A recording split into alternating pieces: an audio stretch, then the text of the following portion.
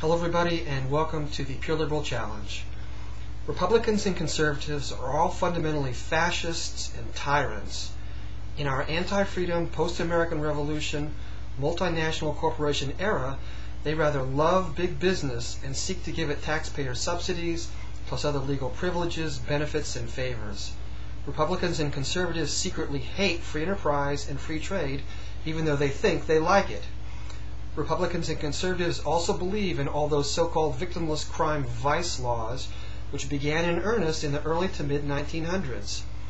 They believe in all those essentially tyrannical anti-drug, anti-prostitution, anti-pornography, anti-gambling, etc. laws, which supposedly protect the holy individual from his great enemy, himself.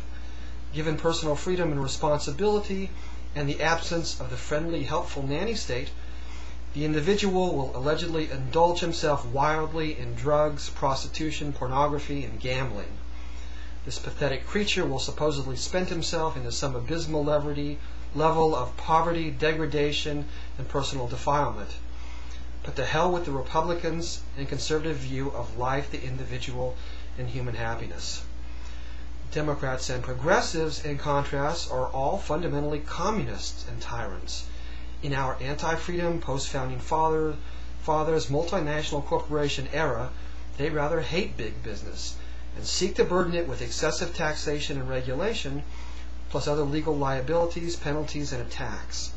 Democrats and progressives secretly hate free enterprise and free trade, even though they pretend that they like it. Democrats and progressives also believe in all those social benefit, so-called entitlement laws, which began in earnest in the early to mid-1900s.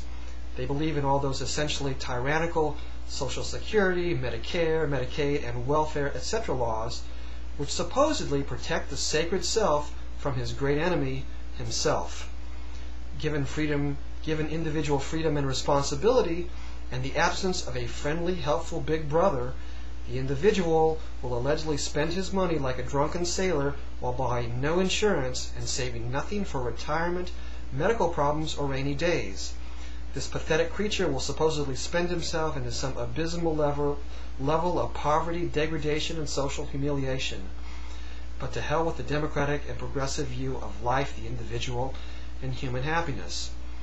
Both American political parties enthusiastically embrace Leviathan. Both think big government can hugely make the individual virtuous, wise, prosperous, and happy. Both conservatives and progressives love the idea of a so-called benevolent dictatorship and an allegedly enlightened Orwellian political system, even if they don't always know it or admit it. Both evil, totalitarian, anti-American parties and ideologies justify their sheer destructionism and depravity by saying, such is life, this is the way of the world, you can't fight progress, and so on. And both hideous political and ideological groups rationalize to themselves and to the world that they only favor soft tyranny based upon democracy. But the soft fascism of the conservatives isn't all that soft. The soft communism of the progressives isn't all that soft. And the democracy they both use as an excuse for their evil and enslavement was something positively feared and hated by America's founding fathers.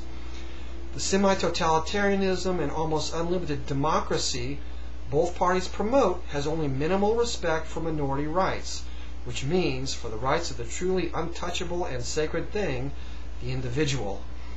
Ultimately, the conservatives and progressives are immensely verminous destroyers of life, liberty, property, and privacy, and they know it. In the end, both the Republicans and Democrats constitute hellholes of pro-slavery evil. Their essential nature and direction was carved out in the 1910 to 1970 Stalin, Hitler, and Mao period, and they've never really reformed or deviated since. Both loathsome and depraved parties and political belief systems need to be brutally, savagely, mercilessly attacked and then obliterated from all of human existence.